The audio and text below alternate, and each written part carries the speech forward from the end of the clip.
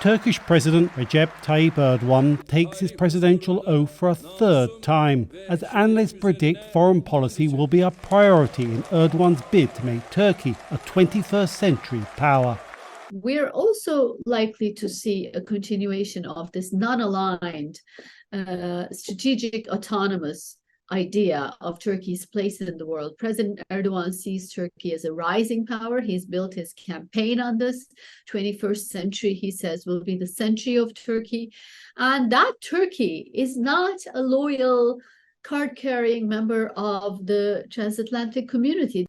NATO Secretary-General Jens Stoltenberg, attending Erdogan's swearing-in ceremony, lobbied Turkey to lift its veto of Sweden's membership bid when leaders of the alliance hold a summit next month. Stoltenberg says Stockholm has addressed Ankara's calls to crack down on terrorist groups that target the Turkish government. Important new terrorism legislation has come into force just a few days ago. So Sweden has fulfilled its obligations. Ankara's opposition to Sweden's membership bid comes as Ankara pledges to deepen ties with Moscow. Russian President Vladimir Putin was among the first to congratulate Erdogan's latest electoral success. They are good friends, it's true, and Turkish-Russian relations for the next 5 years will continue to be stronger, I would say. Putin is definitely very happy that he has his friend as president again for another 5 years. Putin gave Erdogan significant financial support during his presidential election, deferring billions of dollars in energy payments to support the beleaguered Turkish economy. But analysts suggest Erdogan could be looking to consolidate his electoral success with a diplomatic reset with Washington.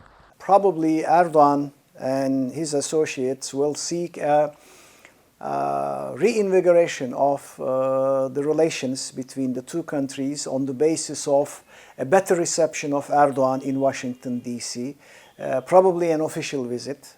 This is what they are expecting. Improved Turkish-US relations may help ease financial pressures facing Turkey's economy.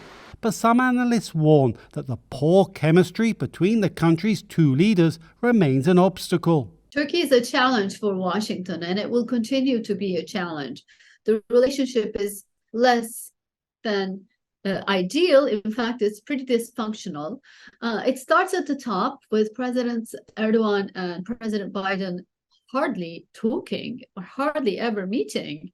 A US-Turkey reset could depend on Ankara's stance on NATO enlargement and growing Western calls to impose sanctions on Russia, something with which Erdogan has refused to go along. Doreen Jones of VOA News, Istanbul.